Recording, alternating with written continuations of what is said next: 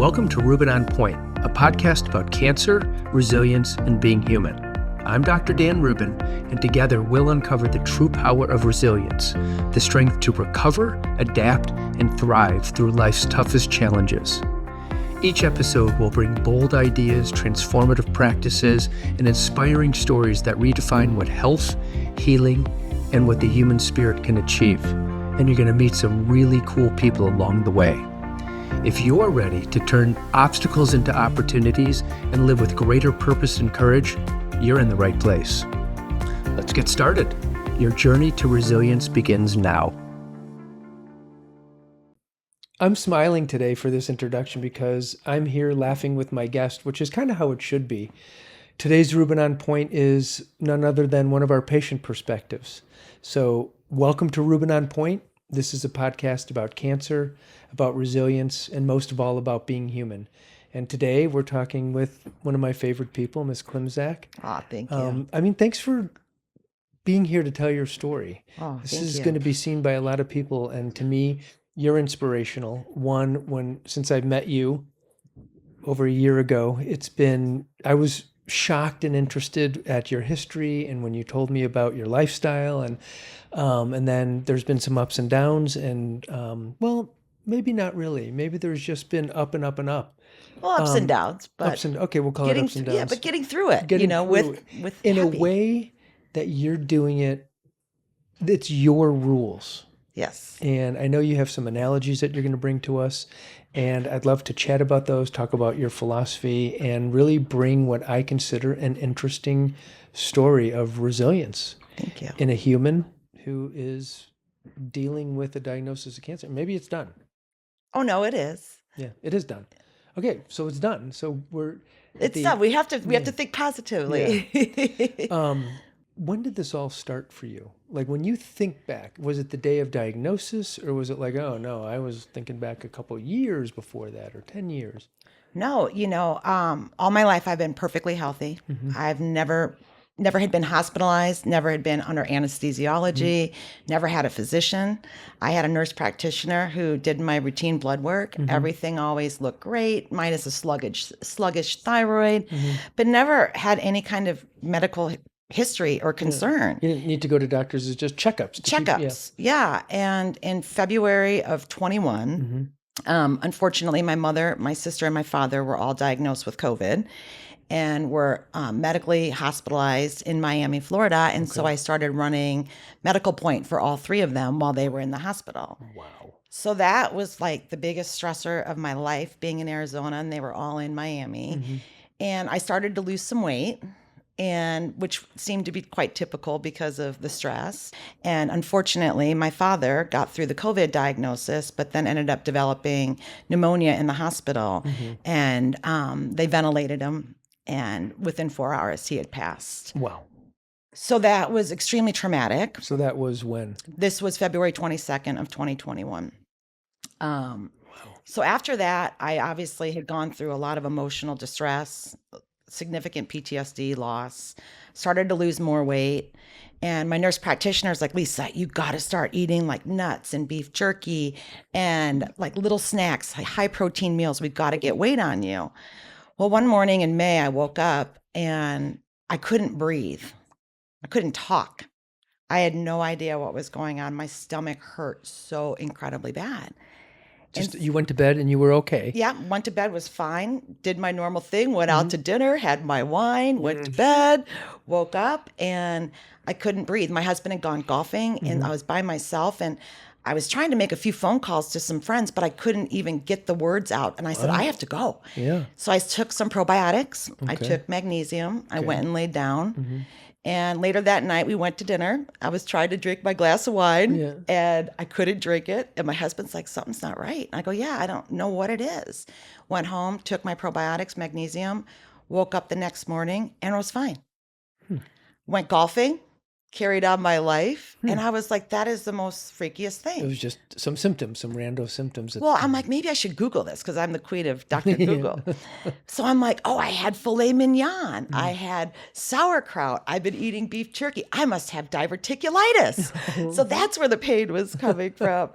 Well, 3 weeks had passed and nothing had happened, and it happened again. Same symptoms. Same symptoms. My husband and I were building something out in the front yard, and I was like, oh, dear gosh, hon. We were in Sedona at our home up there, and I said, this thing's coming back. Whoa. And I said, I don't know, but this just doesn't feel right. And I went home, I called my nurse practitioner, and I'm like, I researched it, I have diverticulitis. And she was like, okay, I'll send you for an ultrasound. Well, this was May 28th, right before the holiday weekend. I was trying to get home to Chicago for my dad's celebration of life, which was June 14th. Okay.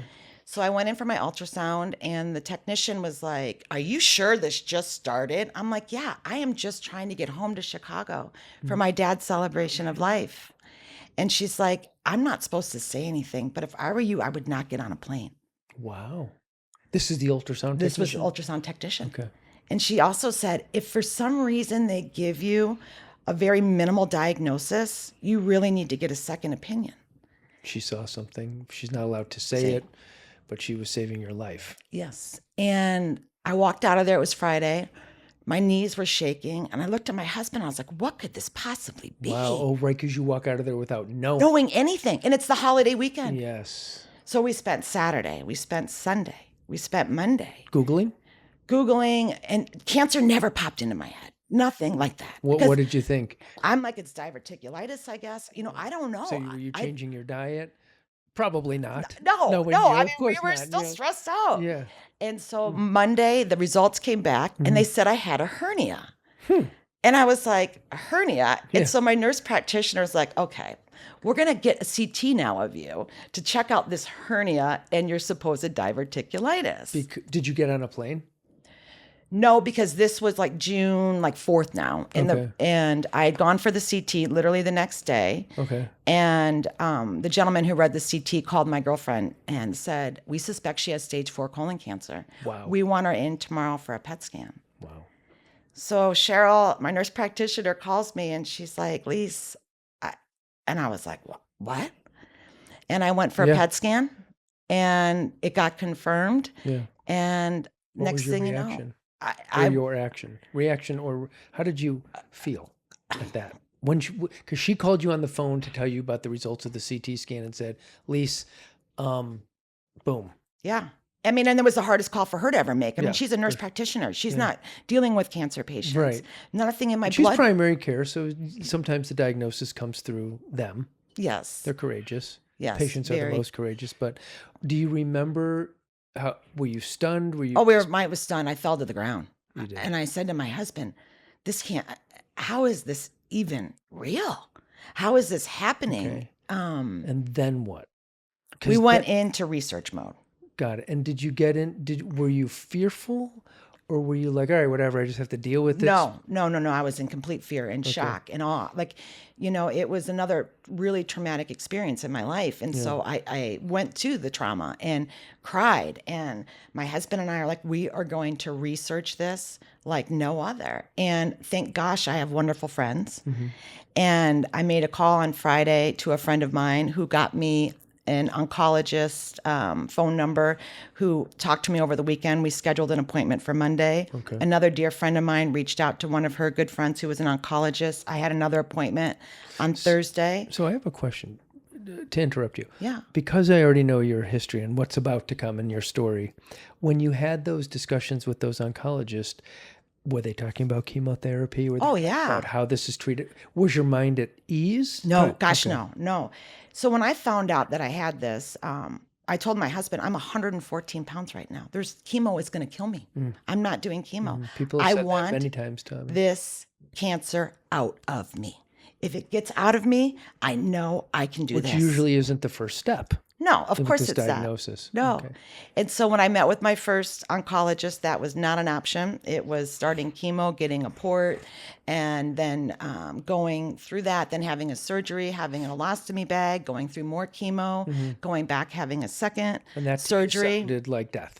Oh, and I was like, this is not me. This is not my life. I mean, I'm very social. I'm very active. I love to eat out every day. I love my Chardonnay. I love my cigarettes. Like, this is going to damper who I am and my sparkle and magic. Because it was important to stay true to yourself. Yes. and to know what you are and who you are. And you were so sure of that. And you were so sure that this cancer, whatever it was, whatever it represented, was not going to be part of you for very long. And you certainly were going to do it your way. Yes. And my intuition is very strong. And I've always paid very close attention to my intuition. And I just knew if I got it out of me, I could do anything. I had a better chance of surviving mentally. Were you less fearful when you made that decision? Because you started with fear, and then you talked to oncologists like, oh my God. So then you had to be like, you know what? Even though they told me what's going to happen, and that was nice of them to call. I mean, it's amazing, right? You weren't going to do it. No, and I actually got to physically meet with the doctor, and we walked out, and I looked at my husband and I said, I don't care how good that guy is. I'm never going back into that office. Wow. He didn't hear what I said. He did not listen to what my needs were, and instead it was about him. And I mean, you know that the URL for our business, I mean, naturopathic specialists is listenandcare.com. Yes. So important. No, it is. And I know that there's a standard of care. And I know that when you go to oncology, they have their protocol. Yeah. And that's the first thing that patients have to do when they're diagnosed or they find out. And a lot of oncologists don't allow you the opportunity to explore surgery or surgeons and to get a surgical consult. And because I wanted this out of me, my friend that got me my next appointment on the following Thursday had made it very clear to the head of oncology, she wants this out of her. And he said, okay, let me see what I can do. So when I showed up on Thursday, he said, I have very good news for you. I have sent your records to the chief of surgery, and he has agreed to see you. And he says that you are 100% a candidate right now for surgery. He'll see you on Tuesday. You did it. You advocated for yourself. Yes. Yes. So how did that make you feel when you were validated right then? Oh, touchdown. Yeah. A victory. Wow. You know, everything in my life that I've ever wanted, I've gone after and I've gotten it. Like what? Well, I'll give you an example. Just success in business. Okay. There's been anything that I've ever really wanted, I've worked hard to get it. And so I knew. But you visualize.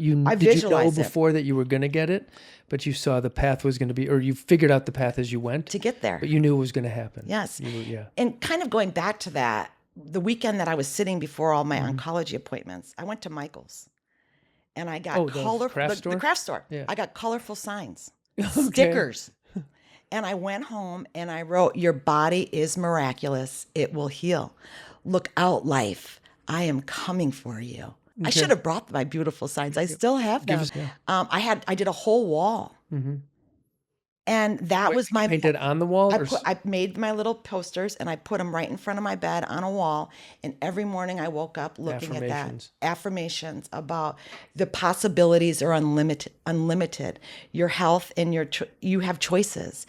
And I just really focused on that in the very beginning to give me what I felt like was some control over something I had no control. Yes, you had control from the very beginning. Yes. You decided what your choices were going to be, and then you found somebody who would fulfill those for you in a good way. The right surgeon. Wow. And the power of manifestation is real. It truly is. Yeah. I mean, I wouldn't be where I am right now today if it isn't for the power of your mind, the power of manifestation, you know. And that's where this whole cancer journey, I've been at it now 4 years. Every year, it's about growth. And you learn more and more each time you go down this road with a reoccurrence, a new diagnosis. You start asking yourself, okay, universe, God, what have I missed? Are you faithful to a God? Yes. Okay, you're religious? Yes. And I believe that we have a higher purpose, and I believe that our soul has a purpose. Maybe those signs that you wrote, was it your God speaking to you through your signs? Yes. So your body was? And my angels. And I think my medical team, you know, and that's where I get a lot of my intuition from is the other side, sharing with me, you can do this. You're connected. You're connected for sure. And I knew that I had purpose here. And that I have a light that shines brightly. And this was not going to damper my light. Okay, so then you finally get surgery. Yes. I had my surgery.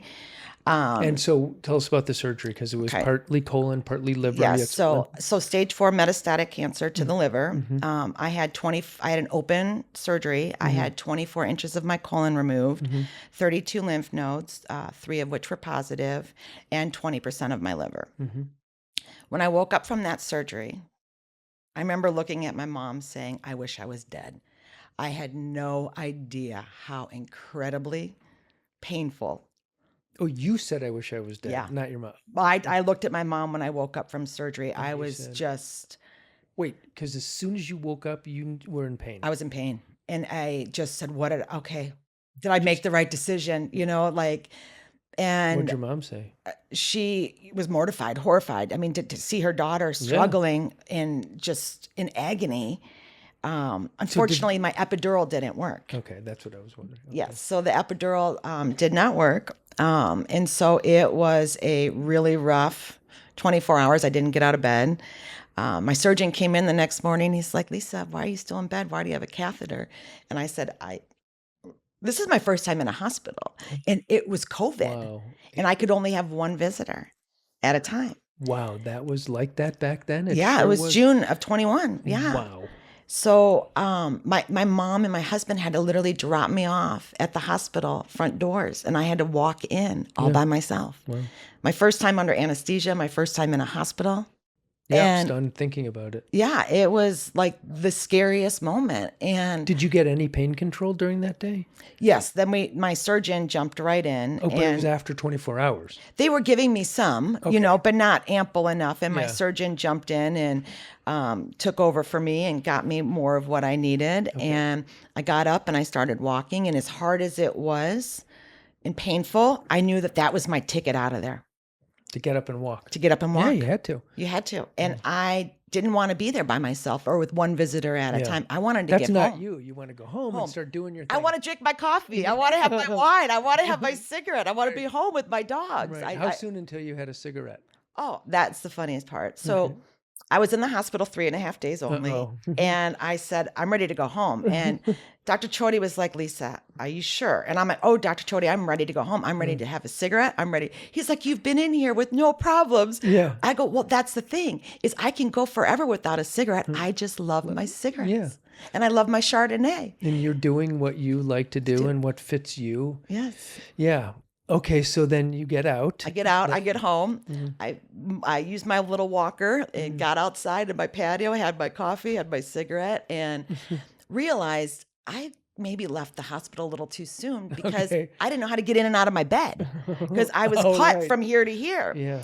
So my husband and I own a medical equipment company, and he ran and redid the whole bedroom. So I had a full bed. I had everything I needed, electric.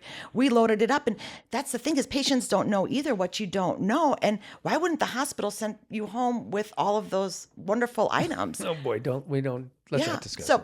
got everything I needed. In day 5, I wheeled myself out to dinner and with my walker and was so proud to be out. And What was your first choice of food? Italian, pasta. That's what I was thinking. Yeah, you were gonna say. bread, pasta. I did have an iced tea. Lots of gluten. Yes, Little lots bit of gluten. Okay. Yeah. Meat. Probably had chicken. Okay. Yeah. So I mean, there are people going to be listening to us that are going to be like, "Oh my God." Oh, they're going to think I'm nuts. Yeah.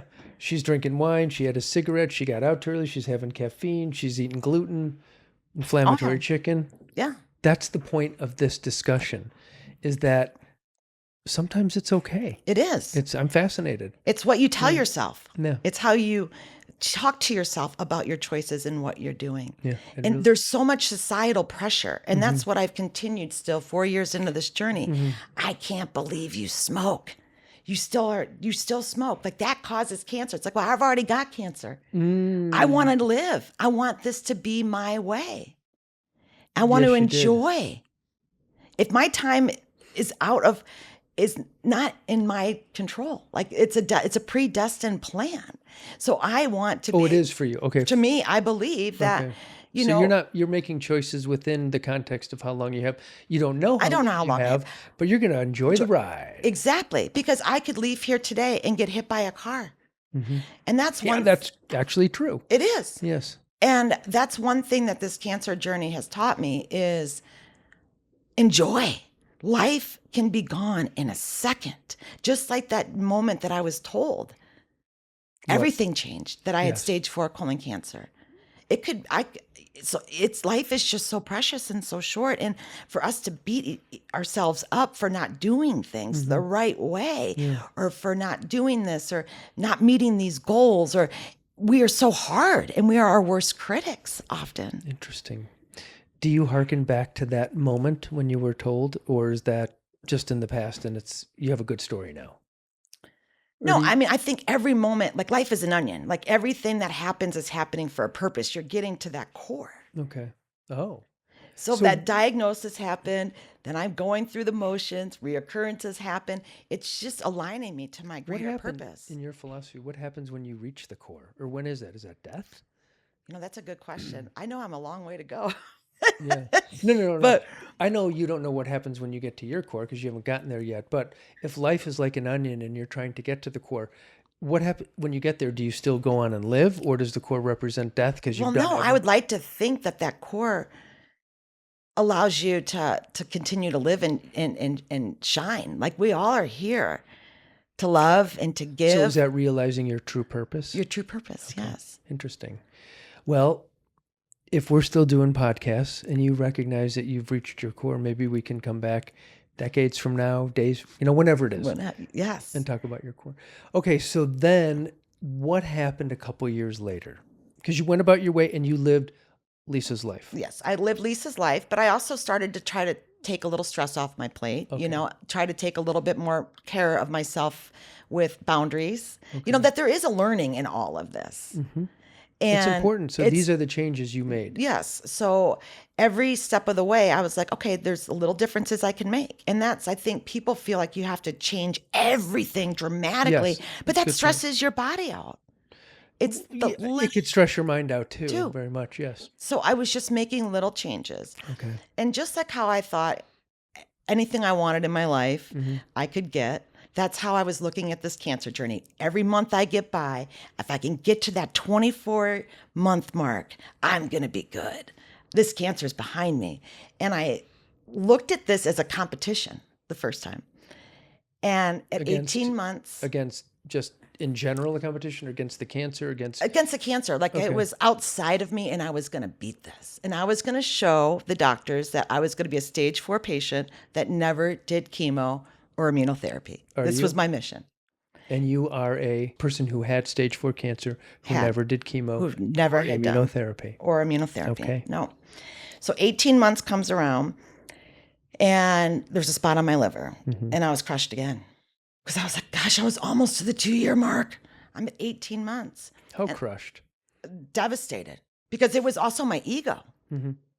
Okay. Being realistic, it was also my ego. I was fighting this. Yeah. I lost the fight. It showed back up.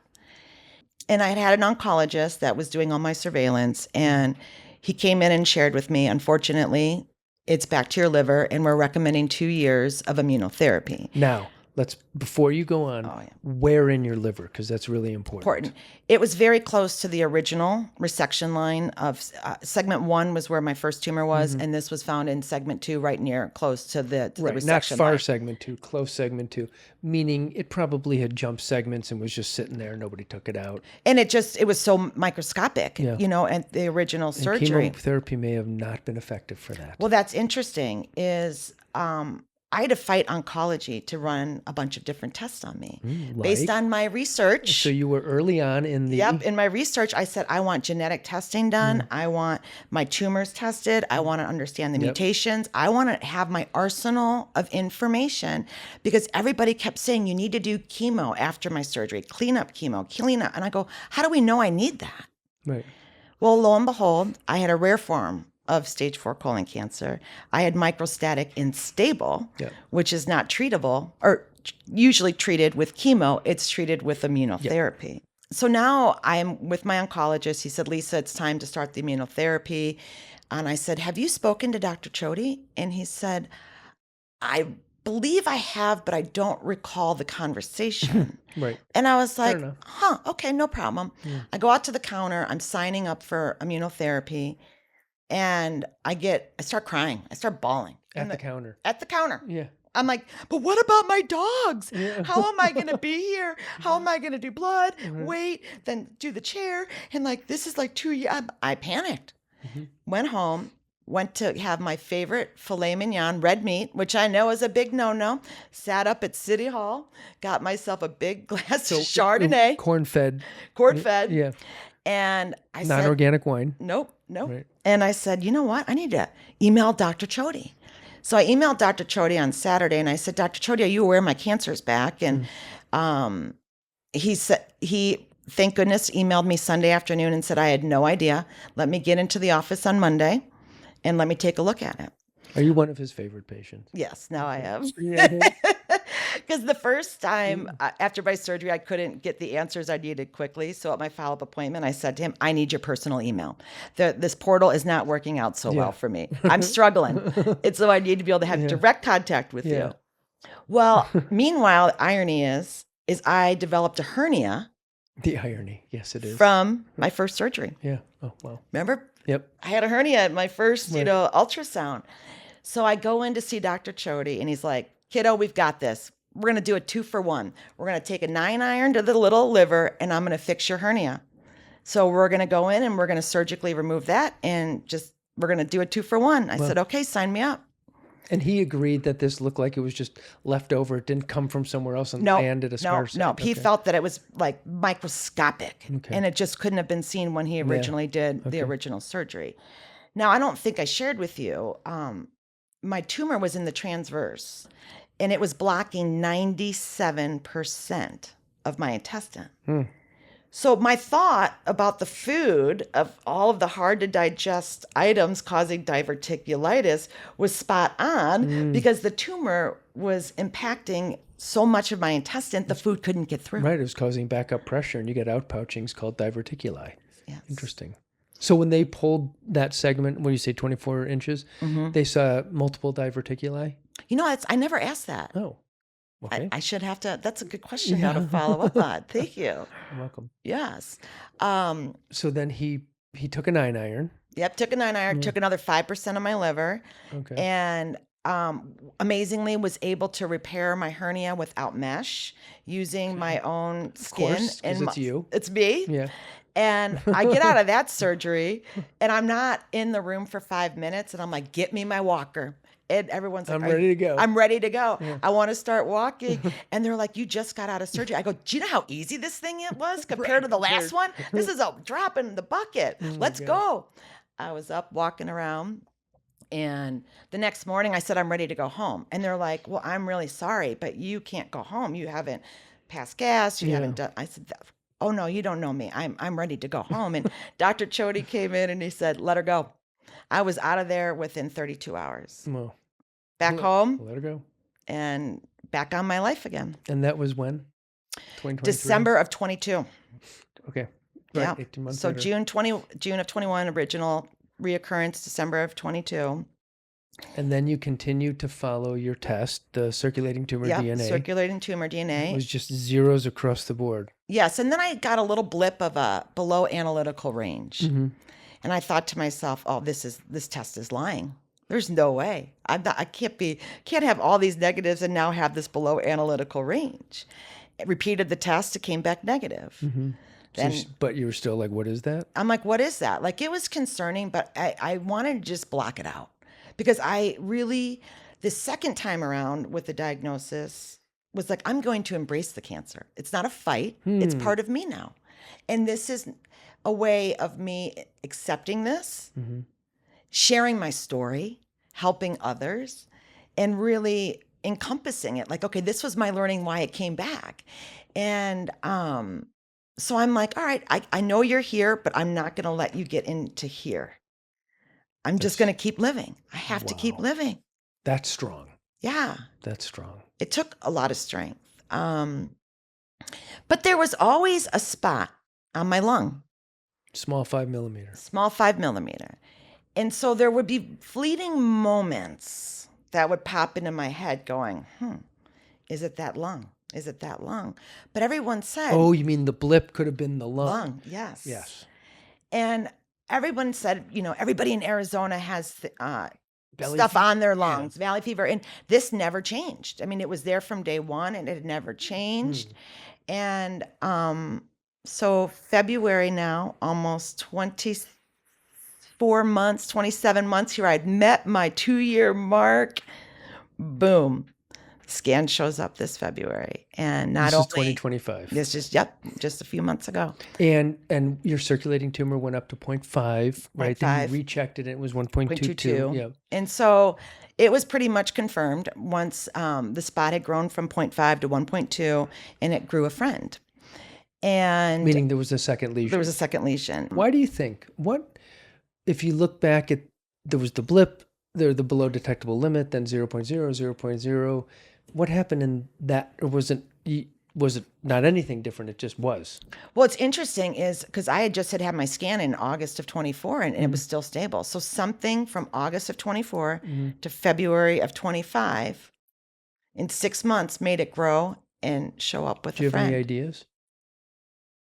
I had some stress again in my life and a lot of stress and personal stuff again. And I think that's my trigger. It's for me, it's stress. It's when my body gets run down, my immune system, which has been spectacular for me, gets a little depleted. I mean, we've tested you and you have a spectacular response, not just quantity, we're talking quality. And so when you get stressed out, did you give away some of yourself like you did the first time? And yes, and I think also I go to negative self-talk. And my positivity and my light goes to heaviness or darkness and more detrimental self-talk. Yeah. And Self-deprecating.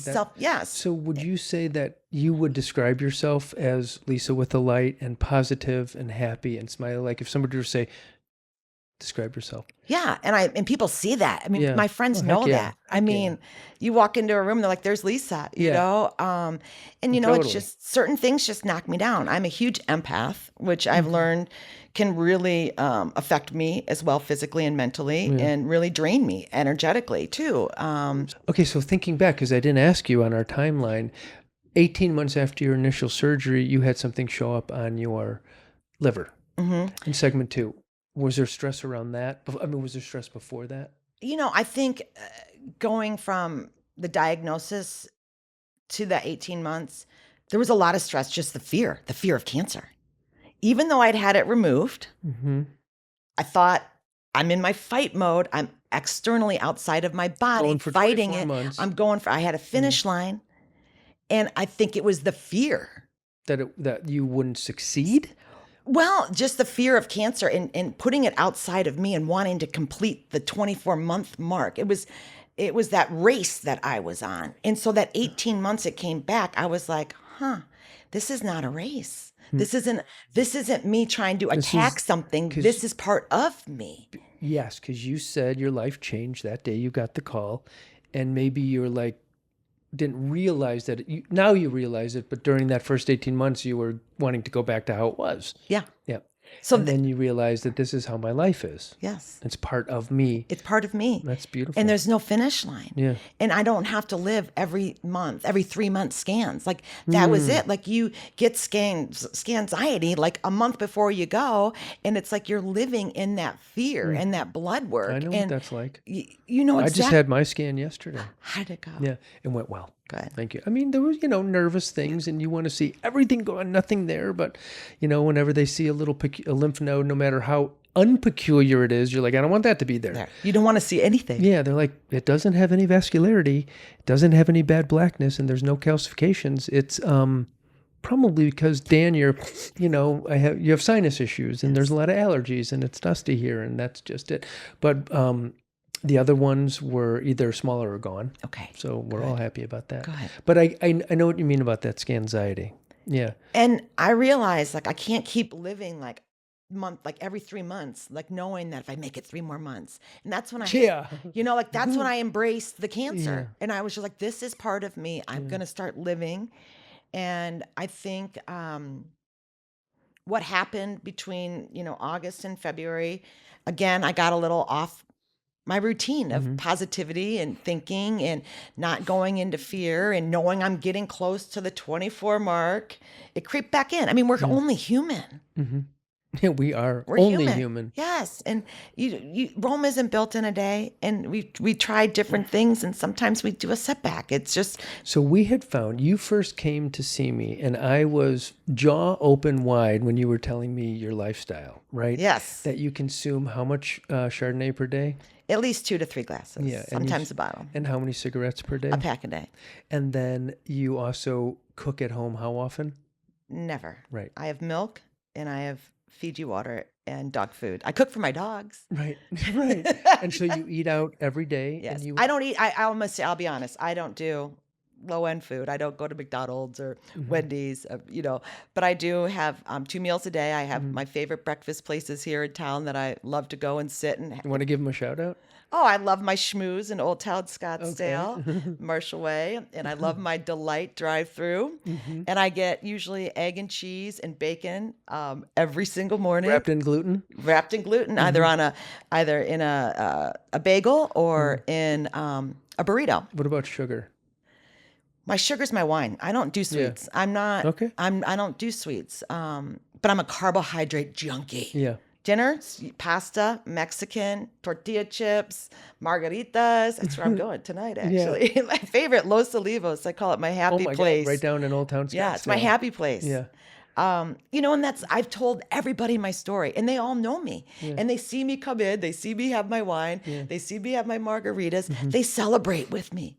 Yeah. They're so incredibly excited. It's amazing. It is. And we're celebrating right now. Yeah. And then I remember we're like, you came to see me and you're like, okay, I want to just kind of look at stuff. I want to Yeah, look at because I was clear, that was last August, so just about a year ago. Yeah. And I was clear. Yeah. But I wasn't sure because I was scared. I take that back. I was scared. I had booked my appointment with you because I knew I had my scan in August, and I wanted you just in case something showed up in August. So I was still in fear, so we're getting. Wait, the fear came back. You had embraced it and said that, but the fear crept back in. And I'm like, I better get this Rubin guy on the horn. And it was funny is I had already had your phone number programmed in my phone when I went to dial it. So you've popped into my head throughout this journey. Got it. And I'm like, okay, this is meant to be. Yeah. So I called, and it took a little bit to get in. So I'd gone through my scans and everything came back clear, but I came here anyways because I wanted you to run further testing, and I wanted to see. And we did. And we're like, didn't really find anything. No. But not only that, but your immune system function. We did look at natural killer cells. We looked at your T cell function, and they were phenomenal. Yeah. We're like you think back to that, and it's like if you would have done conventional immunotherapy, that could have really set you back. And because of your immune system or your T cell activity was so high, and if we accentuated that even more, you could have run into some significant problems. Yes. Just like you didn't do chemotherapy ever. Never. Ever. Ever. So you've kept free of those toxins, which for Yes. some people, they need them. You didn't. And even though there might be some people thinking, well, hey, if she would just change her lifestyle, maybe she wouldn't have these lesions come back. I don't know that they've come back. They seem to have already just been there, and they take the opportunity to grow a little bit. When they choose to. When they choose to. So then we're like, I think we tried some supplements. I made some suggestions about your lifestyle. You're like, no. And then we just continued to say hi. We did some follow-up testing. I mean, we tweaked a few things. It wasn't like giant things, No. just some bio-optimization. And then that 5 millimeter lesion you said grew, and that was in February. Yeah. And I called your office because I had read the scan before I'd even gotten back. I remember. To get the doctor to tell me what was wrong. I had already read the scan, so I called your office and I said, I need an appointment with Dr. Rubin right now. I'm going to see my doctor literally in 2 hours, but I already know the lesions are there, and I'm scared and I need to see Dr. Rubin. And so when I went back at 2:00 to see Dr. Chody, because I still had not had an oncologist. I fired him, and Dr. Chody's been doing all of my scans. And so Dr. Chody said, okay, Lisa, we got to get you over to pulmonary. We need to, have them take a look at this, and we're going to figure out what's next. And I said, okay. And he goes, what about oncology? I said, I'm not going to an oncologist. I said, I'll talk to pulmonary. So 2 days later, I got a call from the pulmonary department, and they told me that they could see me in 7 weeks. That And sounds like Canada. yeah. And I was like, excuse me, 7 weeks, cancer doesn't wait. I said, I don't have 7 weeks. Yeah. I booked my appointment. I got off the phone. I bawled my brains out. And I said to my husband, I'm a number. I go, forget this. This is not how I am living. I matter. My voice matters.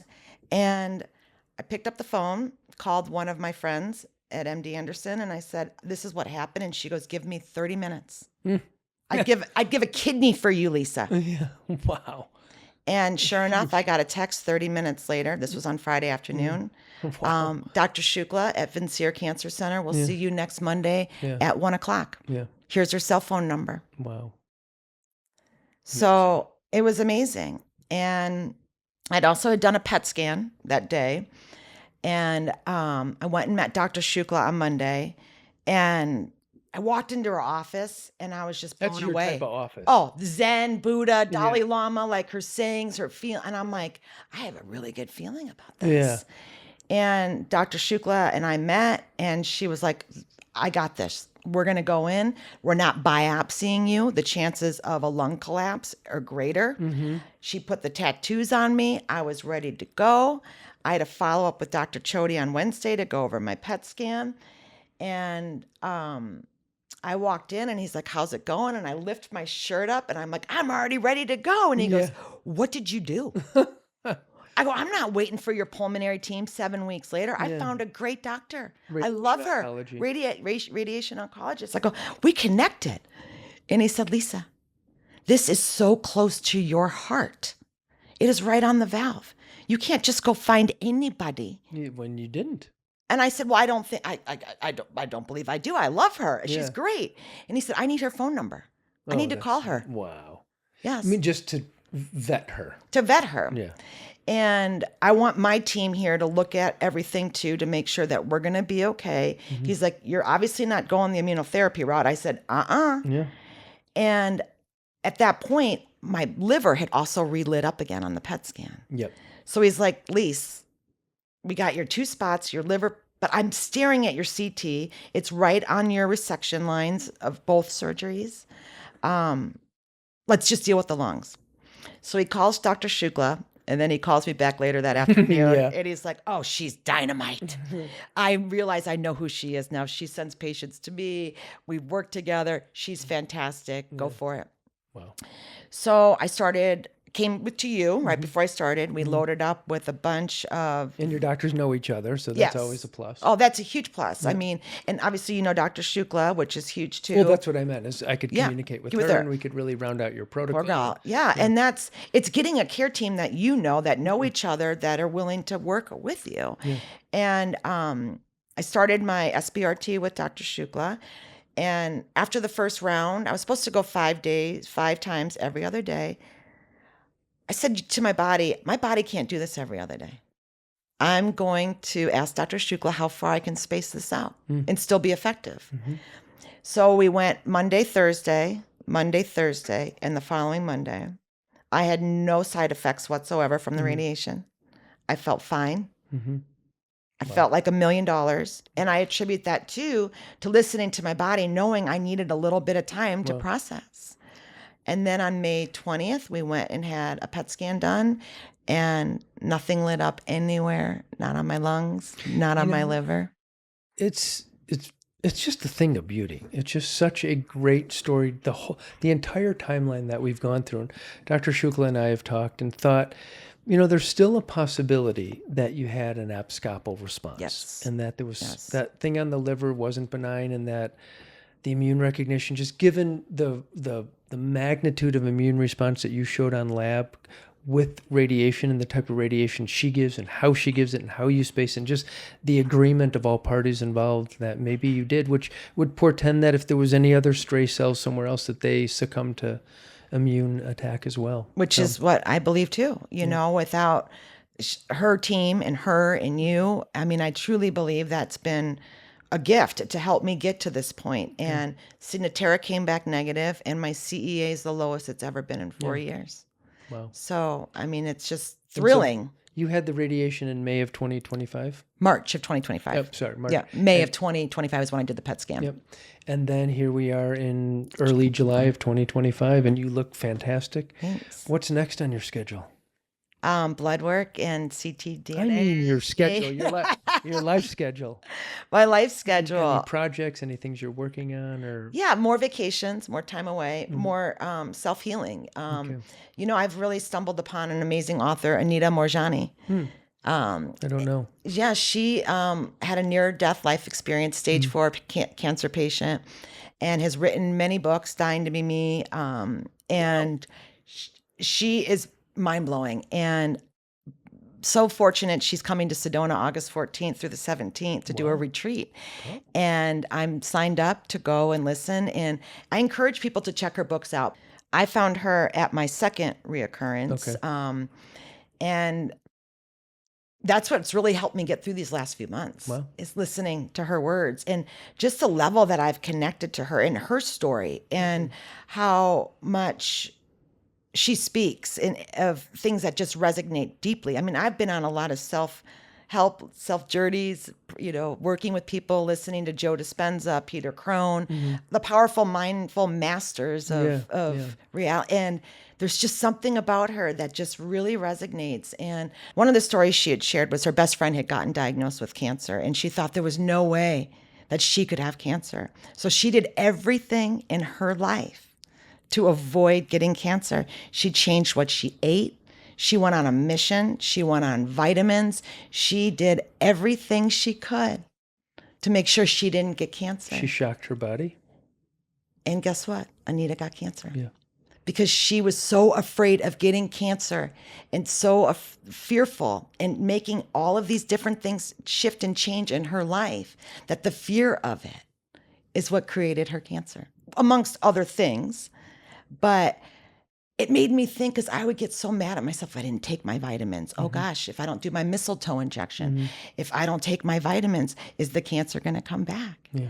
And it's that fear and the shaming and just more stories like that I was just like, wow, that was me. That's me. Sounds like she is the right person for you to go listen to. Yeah. Fascinating. So I'm excited. Wow. Well, maybe you can come back and tell us about it on part 2 or something. This is fascinating. Yes. Your journey's fascinating. You've been wonderful. Thank you on behalf of everybody that's going to listen to this for telling us your story and being open and sharing your light, Lisa's light. Thank you. And it's been wonderful. Thank you. I've enjoyed it very much. Thanks. Thank you. For Rubin On Point, I'm Dr. Dan Rubin, and take care. Thank you for joining us on Rubin On Point, a podcast about cancer, resilience, and most of all, about being human. I hope today's conversation inspired you to see new possibilities for growth, healing, and strength in your life. If you enjoyed this episode, be sure to subscribe, leave a review, and share it with someone who could use a little extra resilience in their day. Remember, no matter what challenges you're facing, resilience isn't just about bouncing back. It's about building a life of purpose, connection, and vitality. Until next time, stay strong, stay healthy, and take care of yourself and those around you.